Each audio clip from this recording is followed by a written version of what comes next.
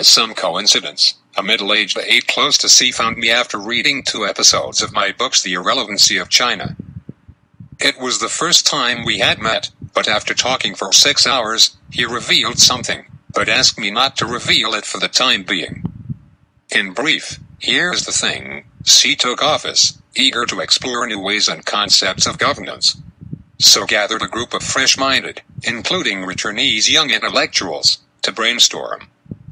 At one of the meetings, the young men asked him what he wanted them to do. According to the personage's description, C indirectly expressed a view, that is, the original intention of the political opening and transformation in the Soviet Union was correct, but it was too hasty, the leadership was discontinuous, and it went through the incoherent toss and turns of Gorbachev, Yeltsin, and Putin, as a result of today's chaos in Russia.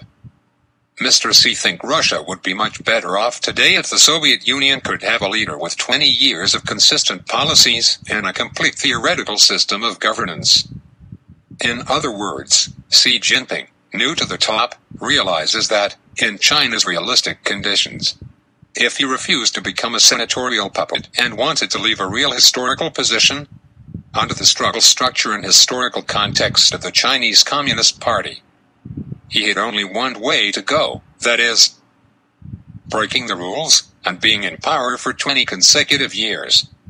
According to the person, the young group of aides immediately began to work on a complete set of groundbreaking China discourses. But after a period of time, they perceived a big problem.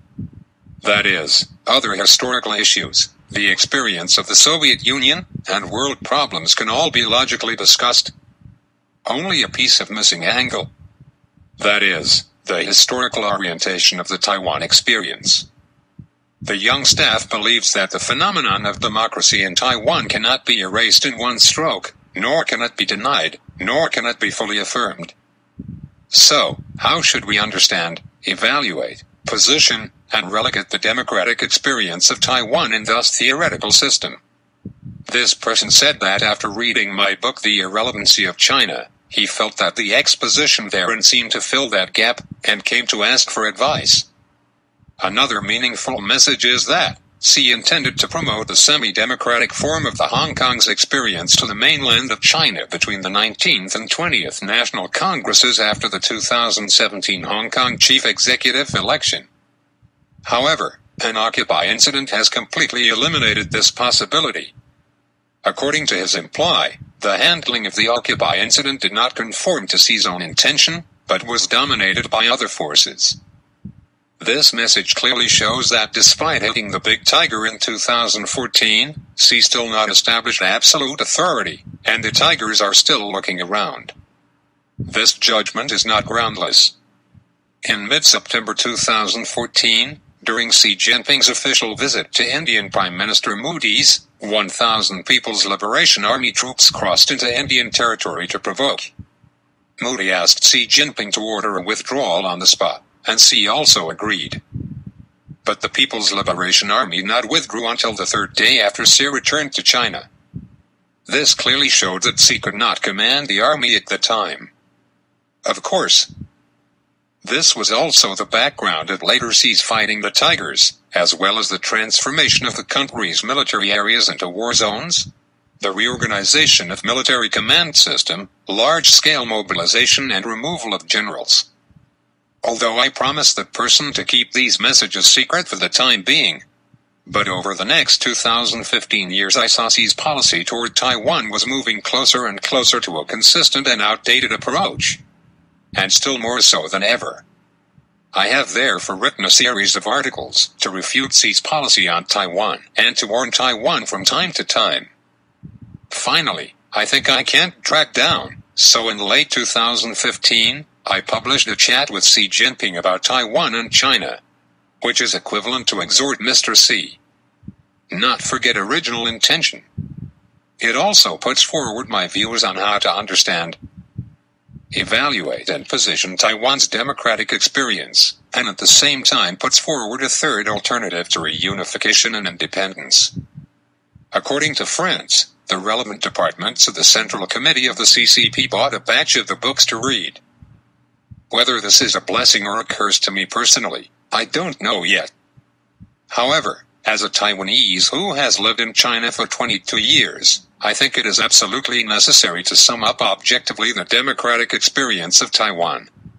In order to avoid the CCP making a misjudged and stupid actions that hurts others and themselves. In the book, A Chat with Xi Jinping about Taiwan and China, I speculated on the path he had taken for 20 consecutive years in office, to abolish the term of office of the national chairman and amend the constitution, to downgrade the standing committee system, and comparing it to changing the general manager system to the chairman system.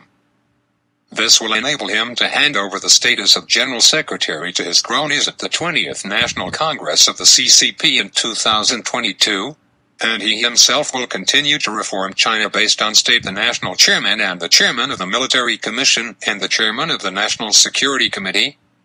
However, the book proposes 3 key elements of 20 years of government.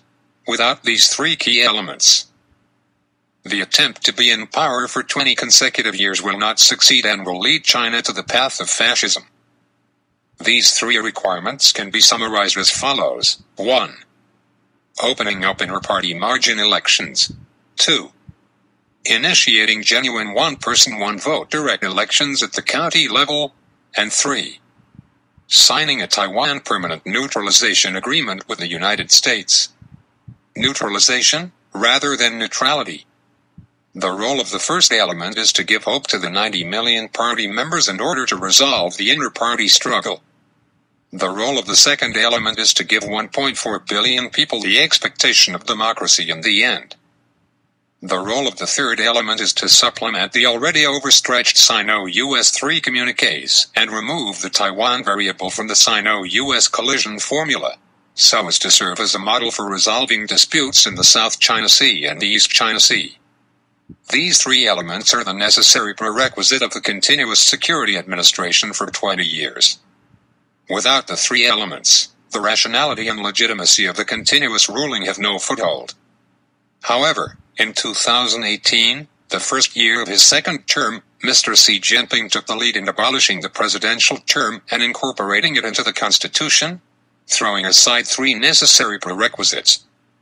This move of getting on the train without buying a ticket first not only brought him the nickname of Emperor Xi, but also aroused a fierce backlash within the party, but also stimulated the vigilance of the world toward the Chinese communists and contributed to the United States' decision to make containment of China the priority strategy.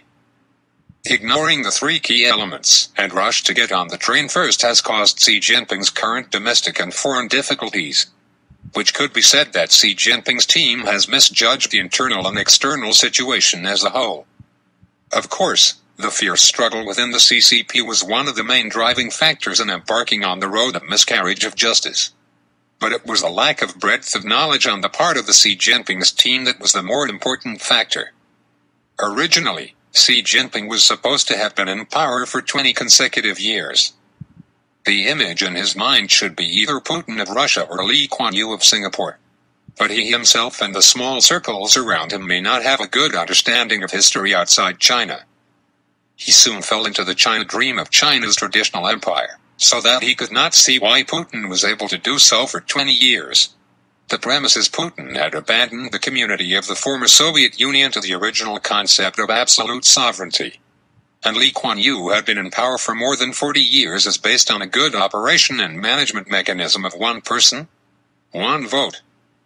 If Xi Jinping and his team still want to continue to lead China after the 20th National Congress in 2022, the only way to achieve this is to revise their concept of absolute sovereignty over the South China Sea and the East China Sea. At the very least, he should show some sincerity in sharing sovereignty, and at the same time demonstrate inter-party democracy at home and concrete acts of allowing some people to enjoy first the one person, one vote. Beyond that, there is no basis for legitimacy for the continuation of leadership.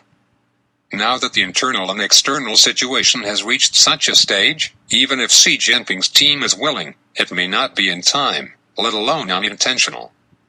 If they want to remedy this, they have to hurry up. Time is not on Xi Jinping's side.